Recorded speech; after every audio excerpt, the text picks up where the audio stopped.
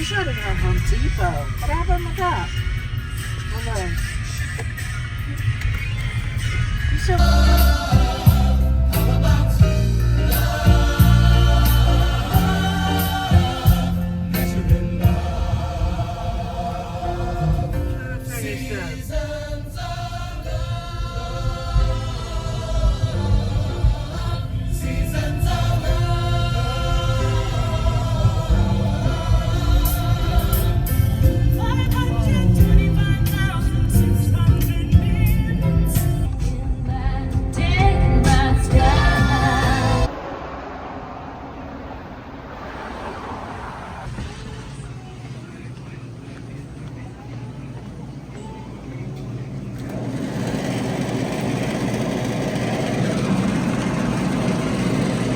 Sanity, to how you tried to set them free. They would not listen, they're not listening still.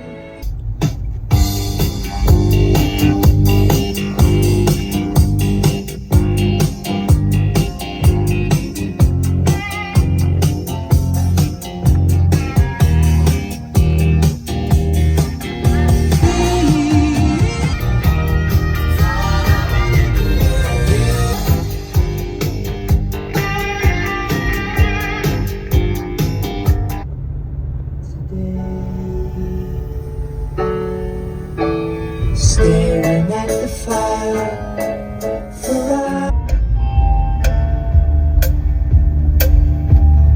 Welcome to the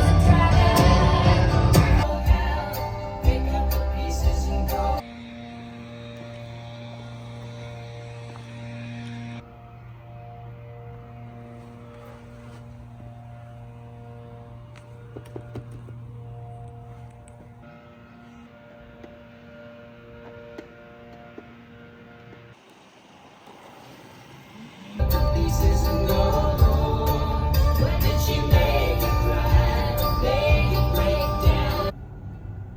It was in the Almost Famous, Cameron Crowe.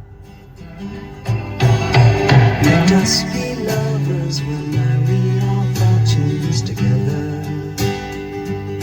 Who's with the faces? She said the man in the gabardine suit was his man.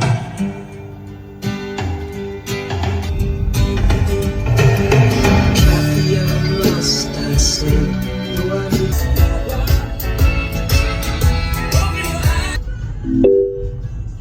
That's a 7-Eleven deal right there.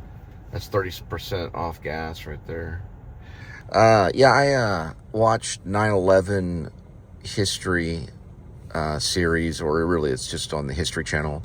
They have different ones now. The other one's on the Apple TV channel, but it's called 9/11 colon inside Air Force One during September 11th. It was pretty good. George Bush is in it, and talks about how they had to get on the plane and they were flying around and they didn't have good communication. They only had television back then, so they could only go through a television zone. A lot of the were dropped calls and they're all paranoid. Then there was a call that was made that Angel was under attack, and that's like their code name for Air Force One, and only they know it. So Angel was under attack, and then the call dropped. Or it was like, next will be Angel. And this was a call they received. So they got paranoid. They blocked off all different areas of Air Force One in the, in the sky. So they were like blocking off rooms, and they had Bush in the front, the nose of the aircraft, and only like his most, trusted Secret Service people or whatever could talk to him. And then all of a sudden they get radar information that there's like these fast flying aircraft trailing, the Air Force One while it's in the sky. And it turns out it was just two F-16s. They used F-16s back then that were like basically air support that showed up. And then they had to land in Louisiana during a war games. Basically, it was during a war games exercise with that particular airport that had real nuclear bombs on a plane, you know, on an aircraft, or it was on a bomber. And they didn't even know about it. And so they go in this little tiny bunker. And then, you know, they were preparing for World War III, basically, because then they get news that the World Trade Center has fallen down. I was in New York at the time. I was on like it was 38 East 21st Street, I think. I was in a dorm room. Anyway, so he got the news, and they're all preparing. They find out, too, while they're in the air, that 3 or 4 of the hijackers during 9/11 were CIA operatives. Okay, so they're like, what? So it's all this weird stuff. Roger Moore, the documentarian, has a whole different take on it. Everybody has their own little take on it. But they find out that they're under attack, and so they can't just bring George Bush into Washington, D.C. They have to kind of hide him. And then, you know, I think I eventually fell asleep, but it was pretty good. I think I got through all of it. I don't remember. But it just shows, like, play by play what's going on. Then the Pentagon gets hit. Oh yeah, they do have an order that they have to do. That's kind of crazy. What ends up happening is, so the Flight 93 United gets taken hostage and is flying in the air with no transponder, or there's no response to it, so they know it's hijacked because all the other planes are down. So they call a strike against that plane, and then moments later the plane is down, it's basically ash in the ground in Pennsylvania. They eventually find out that they didn't shoot it down. So the first reaction is that they shot it down, that they commanded the Air Force, whatever, to shoot it down. But they find out it was taken down eventually it was taken down by the passengers. Whether it was shot down or not, I don't know. But the report is that it was taken down by the passengers. It might have been, for one thing, some of those passengers may have known that it was going to be shot down, and then because they already were aware, they may have been aware of 9/11 attack and stuff at that moment. So they knew that they had to at least get to the cockpit, take it over, and at least get to the microphone or the CB or whatever it is, the way they talk. They talk on a plane, you know what I mean? It's like a CB. It's basically how they're talking to the airport, that that they had seized the plane, and they wouldn't get shot down. There was probably some people there that could, kind of like do the math to know we better act quick. And that's whenever, that famous word, let's roll, because they made a movie about it.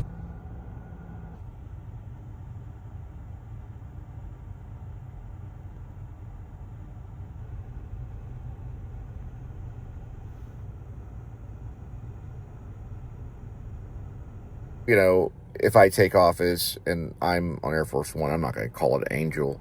I'll call it Lucifer's Wings. Lucifer Wings, come in. Yeah, we're up here flying around. We see total destruction. What's the next move? No. Well, there's all different types of angels. So amazing to hear George Bush at that time, the speeches that he gave. I'm kind of a George Bush fan. It was the only time I ever had health insurance. It was when George Bush Jr. was in office. But his speeches, you can kind of hear like a president. You're like, okay. You're not really used to that today, per se. No telling the speech that would be given nowadays. That would probably be an empty one. Yeah, today the speech would be about the Democrats and flying planes into buildings, and Democrats and votes and things. Like, they don't care about any of that stuff at that time. What George Bush said about in response was he called the country freedom. So he used the word, freedom has been not necessarily tampered with, but has been violated. It was like that kind of thing. So he was using the word freedom a whole lot, and how, because it is true that those other countries appear from the outside that they are enslaved, you know. And these people that were involved were all obviously traitors, and if they were CIA operatives, they were using that knowledge to complete the deal. And it was probably one of the worst things that's ever happened in one day to a country, other than maybe Pearl Harbor or Nagasaki, which happened to Japan. That was probably a little bit worse. Actually, quite way worse. Nagasaki and Hiroshima were a little, you know, a little more extreme, you know. But that did lead to the surrender of Japan. But this is something completely different. But it's still pretty bad.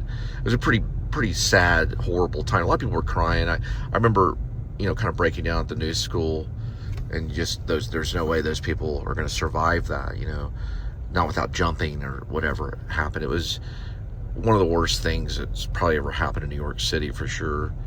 Probably ever.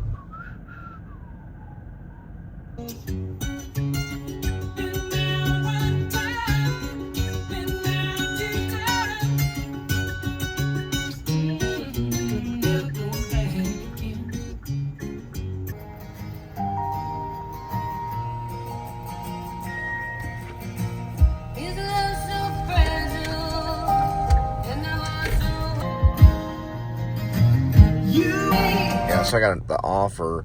They locked the price in at $3.89 a gallon. Like, hey, that's a good deal. You're only paying $3.89 a gallon. It's like, what?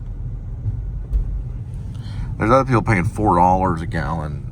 My goodness.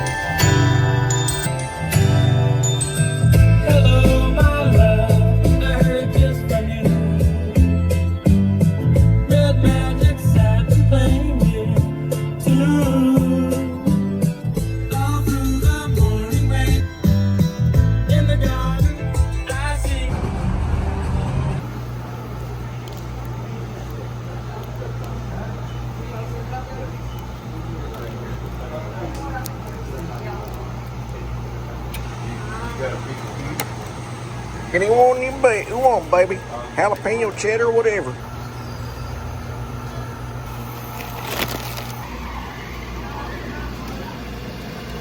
Went with the $5 griller combo at QT. Comes with any 2 grillers, and it comes with a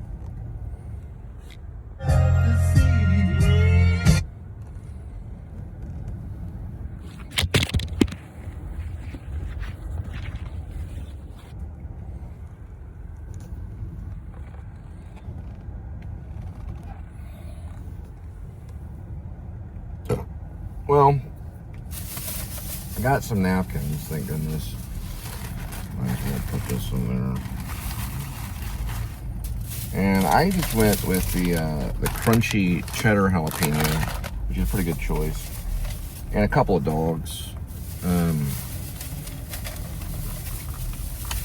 I put onions and bell peppers, and then on this one,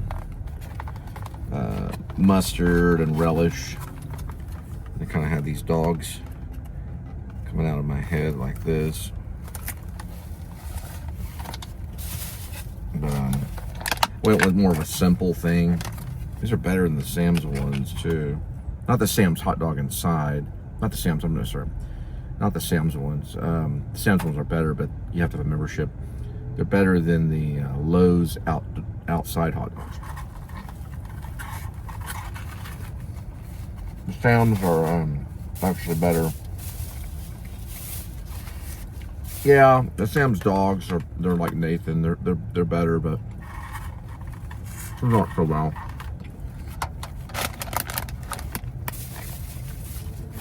The Costco dogs look good. Haven't been in a Costco. The Sam's dogs are good. And the Costco dogs are good.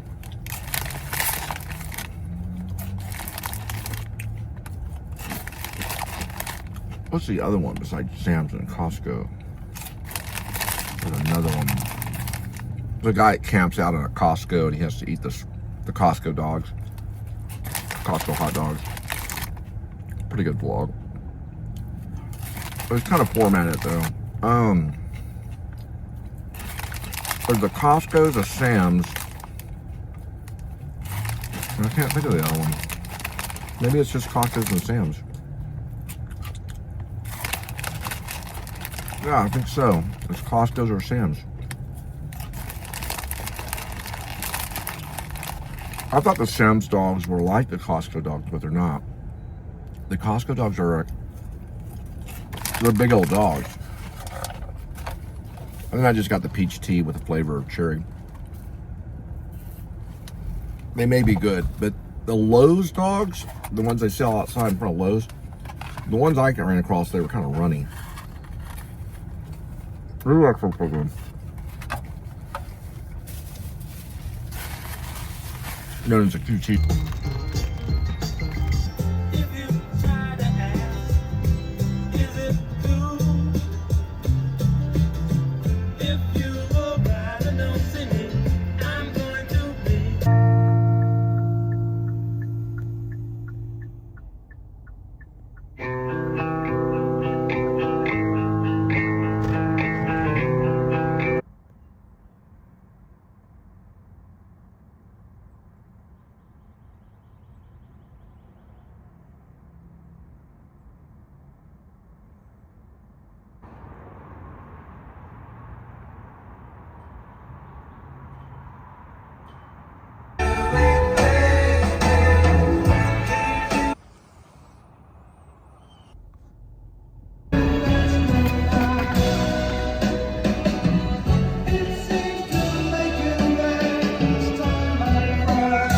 Shit, kitty.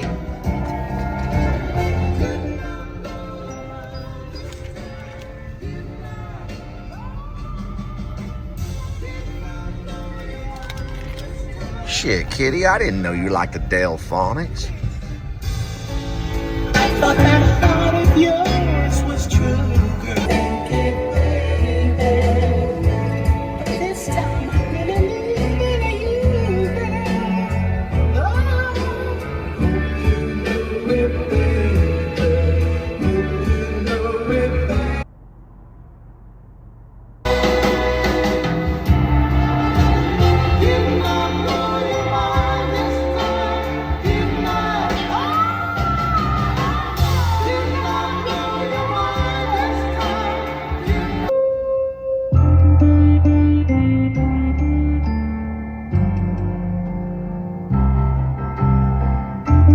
Slam.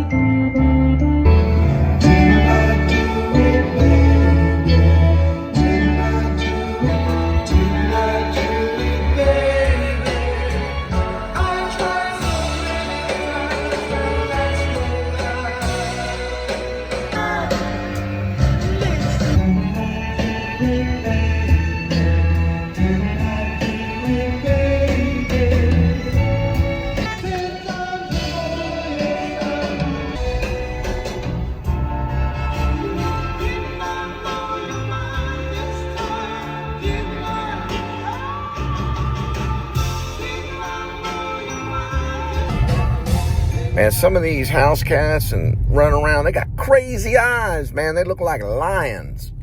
I said, that doesn't look like a cat. That looks like a lion, a little baby lion, because their eyes. They got the eye of the tiger kind of thing going on.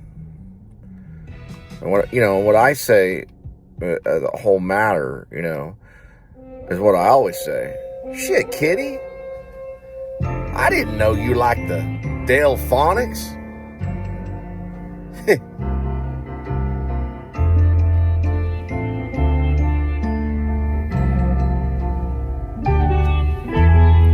Trunk Slam. When you hear that Delphonic song, the one that I was playing, dang it, now I can't do my bit. Okay. Now when you hear that Delphonic song, you got someone talking about a shotgun getting in the trunk. And all I need you to do is just pop out. It's not even going to be loaded. You just pop out and give me cover. See what I'm saying? You just lay down in the trunk, hold the shotgun, then I'll pop the trunk and you come out and give me cover. Or you just pop the trunk and you give me cover. See? Trunk Slam. Drive, drive, drive. Drive, drive, drive. Pow, pow. And once again, Trunk Slam.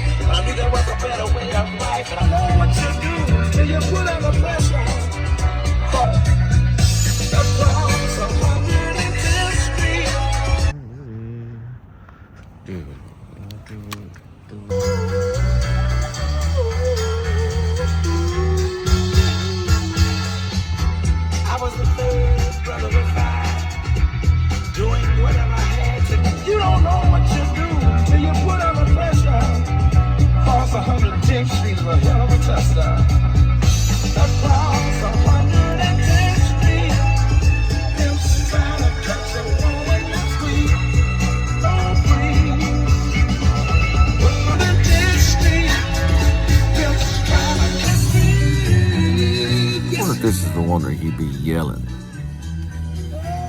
He be yelling or he be yeller. He be yeller or yeller. Let's go check this guy out. See if he needs some home burglary alarms. Talking about Shep, Dwight East, he might could be in one of those little Sacomos. That might be just the right size in Alaska.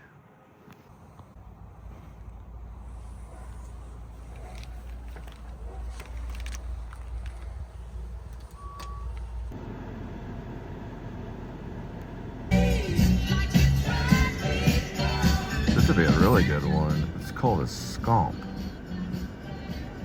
For a possible Shep. I don't know if I put Coleman. I think I already put Coleman in the novel. But yeah, that shit always changes and stuff. They didn't use the same hotel in The Shining. Now did they, Stephen King? Band of Gold.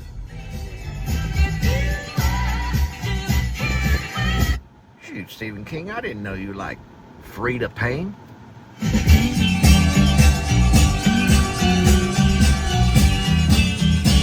3 miles on this other night.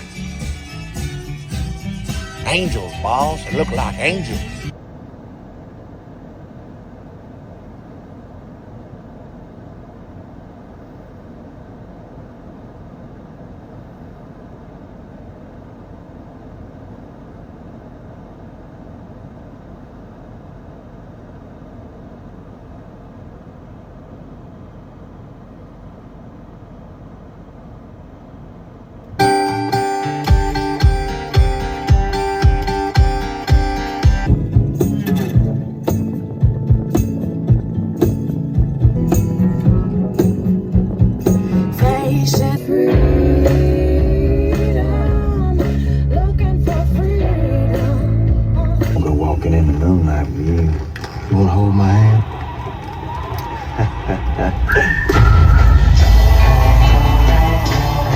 Smell real nice and sent over to Dr. Coach. Actually, Miss Chokan, it's something I ain't told you about yet. What? Hildy in the hot box. What's she doing there? What you think she doing now in the hot box? She been punished. What'd she do? She run off again. Jesus Christ, Stephen, how many people ran away while I was gone? 2. When did she go? Last night, they brought her back this morning. How long she been in the box? How long you think she been in there all damn day? And the little she got 10 more days to be in there. Still, take her out. Take her out? Why? Because I said so, that's why. All I heard the man get sad up out of there. Go. Get over there and get her cleaned up. Bring her back over here to Dr. What do you say your name is? Schultz. Schultz. All right, folks.